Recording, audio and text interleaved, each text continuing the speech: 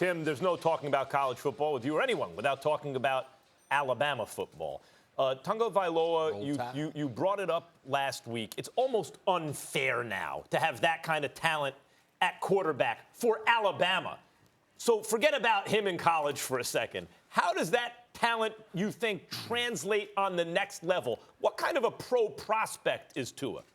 Listen, I think he has intangibles that are really tough to compare, to try to teach. He has an ability, just an innate ability to move in the pocket. His accuracy is uncanny. I haven't seen anybody in college football with his type of accuracy. I think that does translate to the next level. I don't think he has the strongest arm, but I think he'll be able to get away with it because of the systems in the NFL now. It's not a 7-step drop. All of these teams are running spread systems. All of them are in the shotgun, and they're getting it out of the quarterback's hand fast. I think he will succeed at the next level, and I think he will be extremely talented, but I also think it's important to find the right fit. Let's transition to the Big Ten because obviously we've got Ohio State going up against Penn State. That's big. That's the biggest game of the weekend. I'm thinking about the fact that the last 2 college football playoffs, the Big Ten champion has finished 5th in the national rankings, 1 game out of the playoff spot right now. That's what resonates with me, which to me elevates the importance of this game. Talk to me about what you're expecting to see from this game, and more importantly, your feelings about the Big Ten right now. Well, I haven't been impressed by the Big Ten so far this year. I've been let down by Michigan. I've been let down by Wisconsin. Everybody talked about the depth, and I don't see that really this year. I think they have one exceptional team in Ohio State, and I think everybody else is competing for number 2. And specifically in this game, yes, I know it's going to be a wideout. It's going to be crazy in that environment, and so Ohio State's going to have to withstand that. But I told you guys before week 1, I thought Dwayne Haskins is one of the best players, and he's my dark horse for the Heisman. And I think he'll be the best player on the field, and I think at the end of the day, he's going to light it up to get a 4th quarter, probably come from behind win for Ohio State. Tim, what about Stanford and the Irish in South Bend? How do you see that one playing out?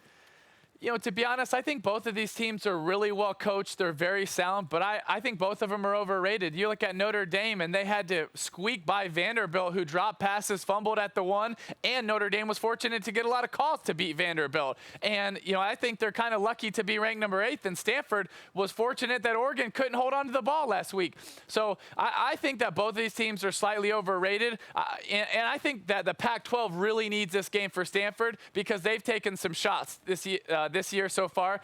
So this is an opportunity for Notre Dame or Stanford to really make a statement and sort of impress us, or at least impress me, because I haven't been impressed this year. Okay, so Stanford pulls the upset last week and come from behind in the whole thing. Who's on upset alert? What top 10 team facing an unranked opponent is on upset alert this week, Tim? You know what? I think it could be Clemson and Syracuse, but I'm probably going to lean towards Ole Miss and LSU because of the rivalry. And LSU have had 2 huge wins. If they walk into that stadium and they think, hey, we're just going to blow out Ole Miss, they got another thing coming. Yes, Alabama destroyed it, but Ole Miss has a very talented receiving core. I still think they're the best receivers in the country, and I think they could get things going a little bit against LSU. I'm sure you heard the news, Tim Tebow, that you're not the only inspirational source associated with ESPN when it comes to giving motivational speeches. I spoke at the University of Syracuse, and lo and behold, they're undefeated. I mean, what I'm asking is, talk to me about how real you think the Syracuse Orangemen,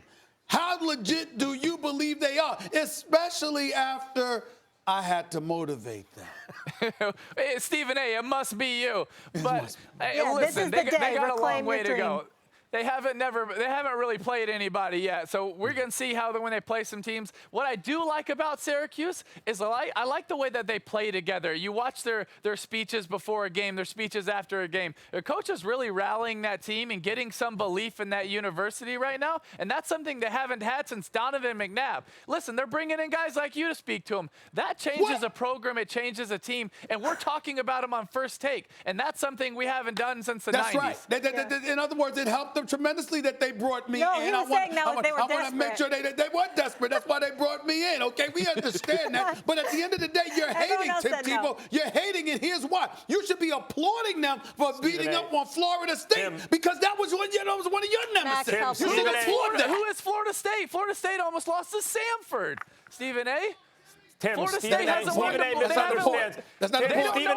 That's not the point. Stephen A. misunderstands why they bring them into these things. What they do is they tell the kids, if you continue to play like this, I'm going to have this guy yell at you for the, he's First coming of all, back next week. I did not yell at them. And secondly, I don't mean to brag, but I'm kind of an exceptional motivational. You don't mean to brag? What I just did you wanna say tell him, that. Stephen A? Give us a snippet of what you told him.